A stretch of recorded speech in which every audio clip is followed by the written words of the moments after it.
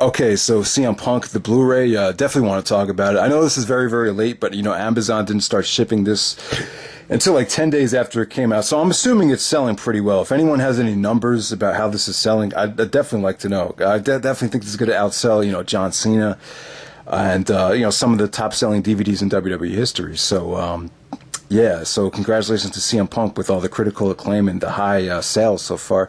But yeah, I know you guys have probably seen all the reviews so far. So let me just touch on some of the most important stuff because I thought this was awesome. This was so good. I think everyone that's a CM Punk fan, it's a must-have. You have to buy the Blu-ray. The Blu-ray was great. And just there's stuff on the Blu-ray that's going to be missing from the DVD. So make sure you get a Blu-ray player and buy the Blu-ray. It's definitely worth it. So, all right. So the relationship with his parents did not have a very good relationship with his parents. As you guys know, his dad, picked him up from little league practice, started throwing up on the way home, and that's what kind of convinced Punk never to drink. So that was an awesome story right there. Not really close with his parents. Moved out of his house, moved into his not girlfriend, but his friend that was a girl named Ches. Moved in with her parents, and so. I don't know. I kind of have mixed feelings about this. I think it's good to have parents that are very, very supportive, but I think sometimes parents can be very overprotective. And if you don't have parents or walk away from your parents, it kind of gives you that sense of urgency to get your shit together and kind of gives you the freedom of to do what you want to do and to do what makes you happy. And I think that kind of benefited CM Punk, to tell you the truth. I think that's why, he's so likable. He just has a certain kind of, arrogance and independence about him that I think and that's part of what made him who he is. So the stuff on the parents, that was very interesting.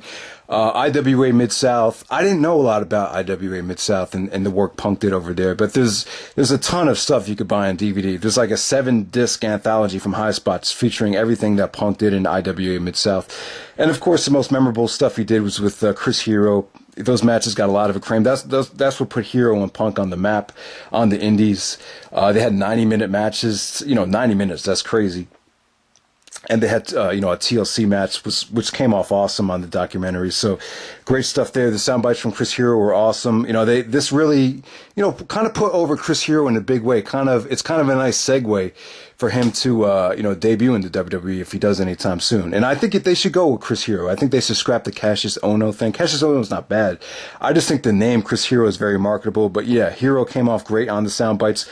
Also, Colt Cabana came off great. He told some great stories. He came off charismatic. He came off funny. So, I don't know. I think this, it kind of leaves you scratching your heads saying, how come they don't sign Cabana? They got all these sound bites for the documentary. And, Punk has so much power right now, being the man. You would think WWE would give him a second chance. So, I'd definitely say, probably within a year, I think I could see Cabana coming back. The stuff on Ring of Honor was great. Obviously, if you're a Ring of Honor fan and watch the company, it's awesome to see Ring of Honor showcased on a WWE documentary.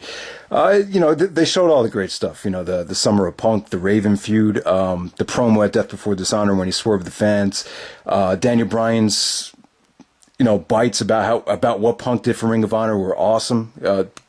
Danielson came off really passionate about the Ring of Honor product, and so did Punk. They mentioned Gabe Sapolsky's name several times. Punk kind of convinced everyone that Gabe really rewarded hard work and that Ring of Honor was such a great place to be in 2005 because, everyone was getting rewarded for busting their ass.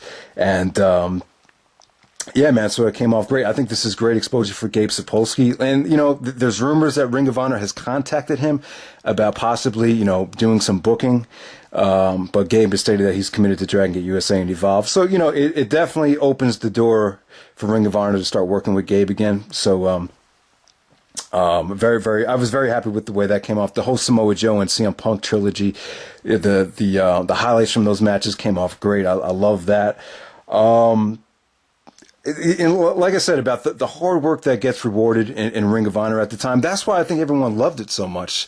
And, I know a lot of people have felt really guilty about promoting the company only to see them go down the toilet over the last year or whatever. But I don't think anyone should feel any shame. There's a lot of guys in here that love talking about Ring of Honor, and for good reason. The company was great. It was an awesome company from 2004 to 2011, 2012, whatever. And, I think Ring of Honor will get good again. I really think it will. So we'll see what happens. So, yeah. Great stuff from Punk when he talked about Ring of Honor. And then he goes to OVW. Paul Heyman really pushes for him, as you guys know. Heyman's praise for Punk really came off awesome on this documentary. And, you know, some of his sound bites kind of got you thinking. It kind of plants the seeds for a Punk and Brock Lesnar feud. You know, he really said that he respects CM Punk more than anybody in the industry, which is kind of crazy because, you know, he's really good friends with Brock Lesnar, and, you know, said that he really respects Punk more than anybody, and even more than his father, because he's the guy that, you know, sparked change. He didn't walk away from it. He decided to change the industry, which is, you know, the total opposite of Brock Lesnar, someone who decided to walk away in 2004, as you guys know. So I just thought some of Heyman's sound bites really planted the seed for, you know, a CM Punk Brock Lesnar feud, which definitely needs to happen. I hope the WWE doesn't ignore it. You know, I was hoping it would happen at Survivor Series, but the more I think about it, you know, if they're going to go with Cena and Rock at WrestleMania, then I think it really opens the door for Brock and CM Punk at WrestleMania, but we'll see what happens there. So, yeah, great stuff from Paul Heyman throughout the whole documentary. His sound bites are very, very motivating, very, you know, spine chilling. You know, also the Money in the Bank. You know, CM Punk actually won Money in the Bank at WrestleMania 24, WrestleMania 25, and when they gave him the belt, obviously they went into great depth about how, you know, Triple H even said, you know, the guy is supposed to make the title, not the other way around. And at the time, everybody felt like the title was trying to make CM Punk, and it just doesn't work like that. You know, I don't think it was really Punk's fault. I don't really think Punk was ready at the time. I think it's just a situation where the Money in the Bank thing just wasn't working. You know, just because the guy wins the Money in the Bank doesn't necessarily mean you have to put the title on him. And, you know, I think Punk was ready, but I just think he needed to be repackaged. And, you know, the whole way he lost that title was bullshit, man. They actually had Randy Orton kick him right before the Scramble match, so Punk wasn't even allowed to defend the title at Unforgiven 2008. So, you know, that really put a bad taste in a lot of people's mouths. I think he definitely does at least have him on the pay-per-view, at least have him drop the belt, at least follow up on the whole Randy Orton CM Punk thing, which they never did. You know, you could have easily done Randy Orton versus CM Punk at WrestleMania. As you guys know, that didn't happen. But, you know, I don't know what happened there. You know, they didn't think Punk was ready, and very frustrated by it. And that was one of the things where he said, you know, I grabbed so many of Vincent K. McMahon's imaginary brass rings, and that's what they are, completely imaginary. So that pretty much stands out as one of those imaginary things. The frustration with the straight edge society, one in the great depth about the frustration there. And yeah, that definitely a blown opportunity. That was an awesome stable. Anyone that saw SmackDown, that great promo that Punk cut on Rey Mysterio where he made Rey's daughter cry, Punk was definitely the top heel in the company, more hated than anybody. It was a huge opportunity to do something special. You know, give Punk the belt at that time. That would have definitely worked. But instead they had Jack Swagger with the belt. Since Swagger failed, they gave it to Kane, then they gave it back to Mysterio, and they didn't really know what to do at the time. And, you know, Punk should have definitely been the champion at that time. Then they kind of dropped the whole stable, and that really pissed Punk off.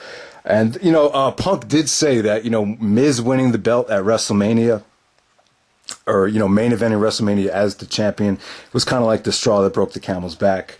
And yeah, it's you kind of get the feeling him and the Miz don't have the best relationship. So yeah, but you know, in the funny thing about that was I think when the Miz won the belt, though, I think CM Punk was actually injured.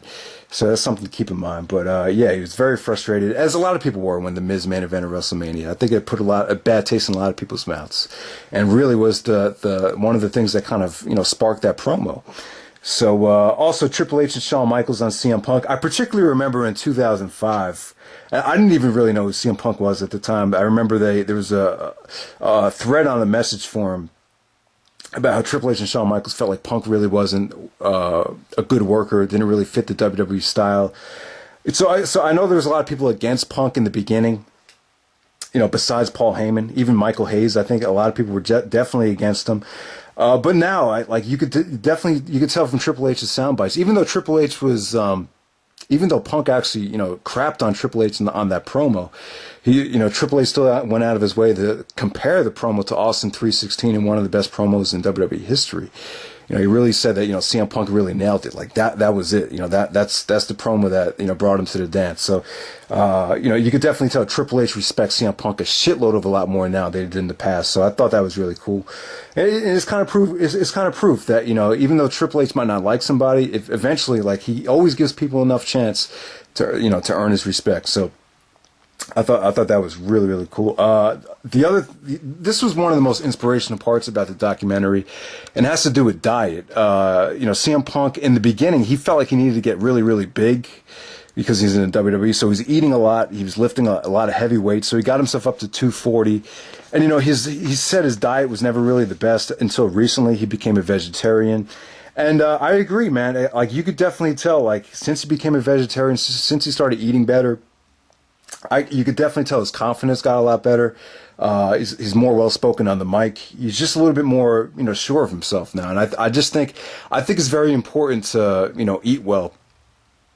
And I exercise a lot. I tell you, I go running. I do a lot of weightlifting. But I'll admit, I don't have the best diet. I eat a lot of power bars and protein bars, which is not really that great. It's a lot of carbohydrates. I just don't like to spend a lot of time, buying vegetable stir fries and, making vegetable shakes. It's just a lot of energy. It's very, very time consuming. But, it just seems like this vegetarian thing is really working for these guys. Austin Aries is a vegetarian, Daniel Bryan is, CM Punk is. It just seems like, I just think diet is very, very important. And, you could work out, you could do all the working out in the world, but I feel like I'm starting to really appreciate now how important diet is. So it was, that stuff was very, very inspirational right there. And you could definitely tell that the change in CM Punk's diet is one of the big factors in his turnaround. Like I said, guys, that's pretty much it. Just wanted to give you my thoughts on it. Overall, I thought this was excellent. Check out the Blu-ray features. There's like freaking Yaya said, the Blu-ray stuff was awesome. There's a whole like mini documentary about his WrestleMania day. Some of Paul Heyman, just more Paul Heyman stuff with the I'm a Paul Heyman guy segment. I thought that was awesome. There's more stories about Ring of Honor, and there was a Tyler Black story about when CM Punk actually used to run the ROH wrestling school. That was awesome stuff. So definitely, guys, definitely check it out. You got great matches on here as well. And we'll see what happens with CM Punk in the coming months. So take it easy, guys.